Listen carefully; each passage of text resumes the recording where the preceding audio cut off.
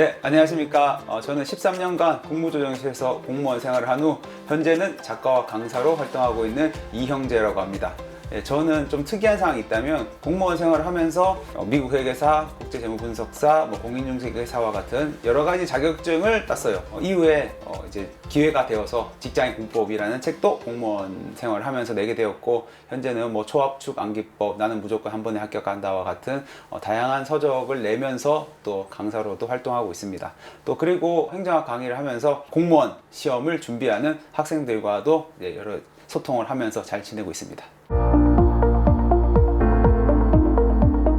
이거 진짜 너무 질문을 너무 많이 받았던 건데, 이제 공부를 하고 있으면 사람들이 많이들 물어봐요. 왜 공무원인데 공부를 하고 있느냐? 이게 주요 질문이었어요. 그러니까 공무원이라고 생각하면은 평생 동안 이제 쭉 정년이 보장되고 정년 이후에는 연금도 있는 그런 자리임에도 불구하고 왜 공부를 하느냐라고 이제 질문을 많이들 하시던데, 다르게 생각해서 공무원이 주식 투자나 재테크를 하는 거는 이상하지 않잖아요. 보통 일반적인 직장인들이라면 다 재테크를 하잖아요. 뭔가 또 수익을 얻기 위해서 하는 게 투자인데, 마찬가지라고 생각했어요. 공부를 하는 것은 나에 대한 투자다.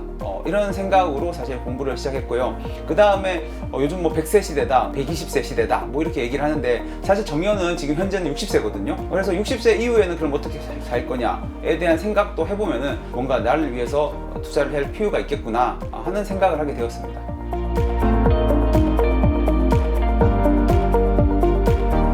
예전에는 평생 직장 이런 얘기를 많이 했다면, 요즘 세대는 저 많이 듣는 얘기가 N장로라는 말을 훨씬 더 좀 많이 들을 거예요. 다양한 직업을 가져보는 거잖아요. 근데 시대가 많이 바뀌기 때문에 어쩔 수 없이 다양한 업무를 할 수밖에 없을 수도 있고, 반대로 내가 지겨워서 새로운 일을 하고 싶어서 이제 다른 업무를 맡을 수도 있다고 생각합니다. 이제는 어쨌든 N장로라는 시대가 되었고, 공부라는 것도 그런 의미에서 좀 바뀌어야 된다고 생각을 해요. 저 같은 경우에 직장인들이 공부를 해야 되는 이유 중에 하나는 새로운 기회가 왔을 때 그것을 잡기 위해서 공부가 필요하다 라는 생각이 들었습니다. 제가 국무조정실에서 공무원 생활을 한 지 얼마 안 됐던 시절의 이야기예요. 그때 당시만 해도 공무원들 중에서 중국어를 잘하는 사람이 없었어요. 단순 조금 중국어 하는 수준이 아니라 능통자 있잖아요. 좀 중국어를 잘할 수 있는 능력을 가진 사람이 단 한 명도 없어가지고 그 당시에 이제 파격적인 인사 대우를 해줄 테니까 능통자가 있느냐 찾았는데, 그 기회를 아무도 잡지를 못했어요. 그런 걸 생각하면은 이제 공부를 해둔다는 것 자체가 새로운 기회를 얻을 수 있는 아주 중요한 하나의 핵심 열쇠라고 생각합니다.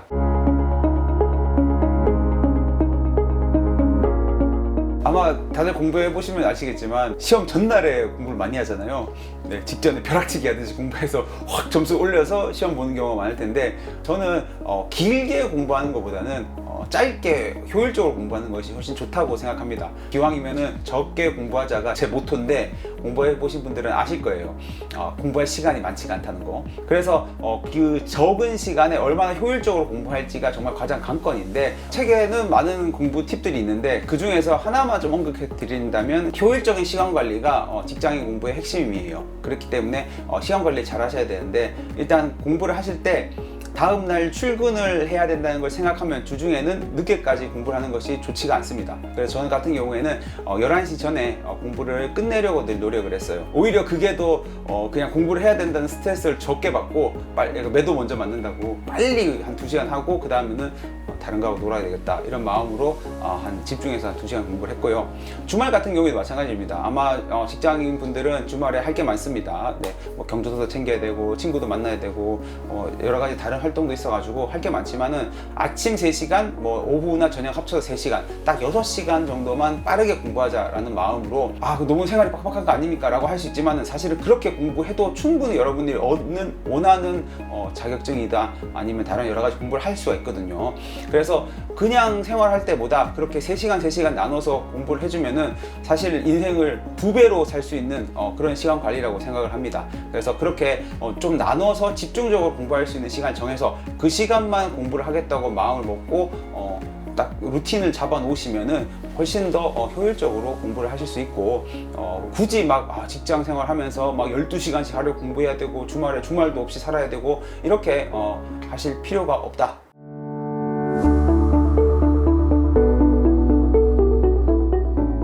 일단은 저 같은 경우에는 안 되는 건 되게 하지 말라 입니다. 저한테 상담을 해주시는 분들 중에서 이런 얘기를 하세요. 뭐 스마트폰 때문에 시간이 너무 많이 뺏기는데 스마트폰을 없앨까요? 현재 사회에 살아가는데 스마트폰 없이는 살아가기가 사실 쉽지 않은 사회거든요. 그래서 그렇게 극단적으로 생각할 필요가 없고 내가 할 수 있는 범위 내에서 자신을 통제하기를 바랍니다. 뭐 예를 들어서 너무 재밌는 것들이 많아요. 내 보고 싶은 것도 있어요. 이런 거는 어쩔 수 없잖아요. 어쩔 수 없는데 어느 정도 타협점을 정해서 이걸 보는 시간과 그 다음에 내가 공부하고 내가 꼭 해야 되는 시간을 잘 구분을 해서 이제 시간 관리를 하는 것이 되게 중요하다고 생각을 합니다. 그럼 어떤 식으로 해서 구분을 할 수 있을까? 저는 이 구분선을 지을 때 가장 잘 쓸 수 있는 방법이 이 알람이라고 생각을 해요. 그래서 저 같은 경우에는 하루에도 알람을 여러 개를 설정을 해 놓습니다. 뭘 해야 될 시간, 뭘 해야 될 시간, 이렇게 시간마다 구분선을 정해놔요. 그래서 오후 1시까지는 뭘 해야 되고 오후 2시까지는 뭘 해야 되고 낮잠을 잔다면 30분 자야 되고 이런 식으로 계속 알람을 설정해서 내가 이때 뭐 해야 되고 뭐 해야 되고 뭐 해야 되고를 스스로에게 계속 그 리마인드를 시켜줘요. 그렇게 리마인드를 시키는 습관을 들이면은 유튜브를 보다가 5시간씩 막 시간이 가고 이런 일은 없어지게 됩니다.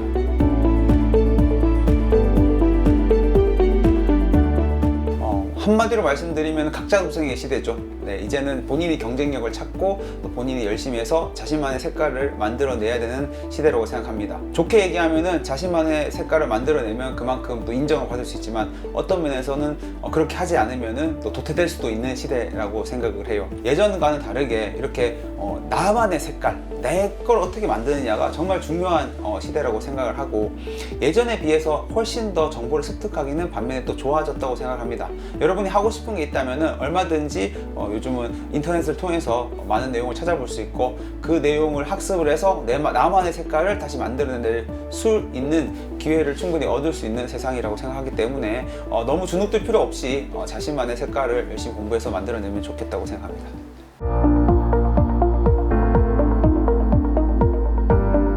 아마 다양한 분야에 다양한 관심을 가지고 계시는 분들이 있을 것 같은데 저는 일단 요즘 시대는 정말 빠르게 변하는 시대다 보니까 뭐 하나를 알기보다는 오히려 배워갈 줄 아는 능력을 잘 배우시는 것도 굉장히 중요한 거라고 생각을 합니다. 저 같은 경우에도 이제 처음에 컴퓨터와 관련해서 처음 공부했던 거에 워드 컴활 이런 공부를 처음으로 제가 이제 공부를 하면서 그 이후에 뭐 다양한 통계 프로그램도 배워보고 포토샵도 배워보고 뭐 그런 식으로 해서 하나하나씩 배워보다 보니까 조금 컴퓨터에 대해서 이제 프로그램 다룰 줄 아는 어느 정도의 그 소양이랄까? 이런 걸 좀 알게 되더라고요. 그렇게 배우다 보니까 이제 지금 같은 경우에는 조금 더 전문적인 프로그램, 인디자인 프로그램으로 책을 직접 제가 만들고 있는데 예전에 이제 배웠던 그런 컴퓨터 프로그램들하고 차이는 나지만 또 비슷하더라고요. 이 컴퓨터 프로그램이라는 게 기본적으로 공통적으로 이제 적용되는 것들이 있더라고요. 결국 평생 교육과의 관점에서 본다면은 나에게 필요한 것, 그리고 앞으로 새로운 것이 나타났을 때 내가 그걸 잘 배워가는 능력을 잘 익힌다면은 아마 어떠한 사회가 오더라도 경쟁력을 계속 가질 수 있을 거라고 생각합니다.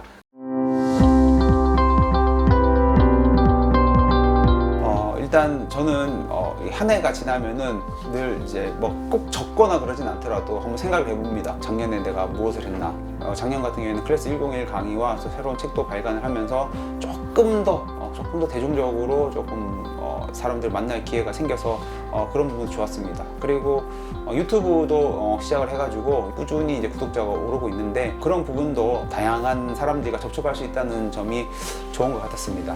그럼 2024년에는 또 무엇을 할까라고 생각해 보면은 내 강의나 아니면 내 능력이 필요한 사람들에게 조금 더 다가갈 수 있는 방식으로 지금처럼 조금 더 다양한 컨텐츠를 만들어서 이제 유튜브도 조금 더 채널도 키우고 그리고 다양한 강연도 이제 또 준비하고 있는 게 있어가지고 네, 또 책을 또 준비하고 있는데 그런 식으로 해서 조금 더 좀 대중적으로 이야기할 수 있는 쪽으로 조금 넓혀볼까 그런 생각을 하고 있고요. 그걸 통해서 또 저도 발전할 수 있지 않을까 이런 생각을 하고 있습니다. 또 마지막으로 드릴 말씀이 이제 여기 평생교육진흥원이잖아요. 평생교육이라고 하면은 저도 그 말씀 꼭 드리고 싶었어요. 사람들이 상담을 해보면은 여기까지 하고 끝! 요거를 되게 원해요. 여기까지 보면 끝납니다. 더 이상 안 해도 됩니다. 요거를 원하고 평생교육을 공부하셔야 됩니다. 뭐 이거 꾸준히 하셔야 됩니다. 이런 얘기를 안 좋아해. 이런 얘기 듣는 거를 별로 좋아하지 않고 어떻게든 조금 빨리 하고 끝내고 싶고 놀고 싶고 이렇게 생각을 하시는 경향이 있는데 저는 이 평생 교육이라는 표현 자체를 너무 부담을 가지지 않았으면 좋겠어요. 재테크한다고 하면서 막 재테크 강의 쫓아다니고, 사실 그것도 공부거든요. 사실은 평생 공부라고 하면은 굉장히 좀 부담스럽게 느끼겠지만, 평생 교육이라는 것은 나에게 투자해서 더 큰 혜택을 얻기 위함이다 정도로 생각을 해주시면은 평생 교육에 대한 좀 그 부담? 뭐 평생 공부해야 돼? 이런 생각을 좀 덜을 수 있지 않을까 이런 생각을 합니다.